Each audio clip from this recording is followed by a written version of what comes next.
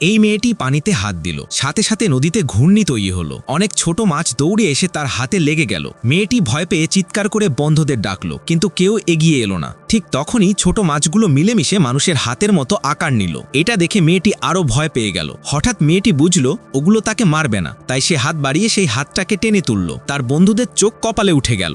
এরপর মাছগুলো রূপ বদলে একটি ছোট সাদা মেয়েতে পরিণত হলো। মেয়েটা বলল সে 1000 বছর ধরে পানির নিচে বন্দী ছিল, মেয়েটি তাকে মুক্ত করেছে, এজন্য সে কৃতজ্ঞ। এ কথা বলে সে সোনালী আলো হয়ে অদৃশ্য হয়ে গেল। এবার জঙ্গল থেকে একটা বড় পাখি উড়ে এলো। মেয়েটি দৌড়ানোর চেষ্টা করলো, কিন্তু পড়ে গেল। সে ভাবলো পাখিটা তাকে খেয়ে ফেলবে, কিন্তু পাখিটা শান্তভাবে তার সামনে দাঁড়িয়ে রইল, যেন কিছু বলতে বা সাহায্য চাইতে চায়। মেয়েটি হাত বাড়িয়ে পাখিটা কি চায় বুঝতে চাইছিল, কিন্তু তার প্রেমিক ভুল বুঝলো, ভেবেছিল পাখি আক্রমণ করতে আসছে, তাই সে সাথে সাথে ছুরি ছুঁড়ে মারল। পাখিটা মুহূর্তেই মরে হাড় হয়ে গেল। এটা দেখে মেয়েটি রেগে গিয়ে তার প্রেমিককে ঘুষি মারল, কারণ সে কিছু না বুঝেই পাখিটাকে মেরে ফেলেছে। এখন প্রশ্ন হলো, তোমাদের মতে আসলে কে ঠিক আর কে ভুল? কমেন্ট করে জানাও।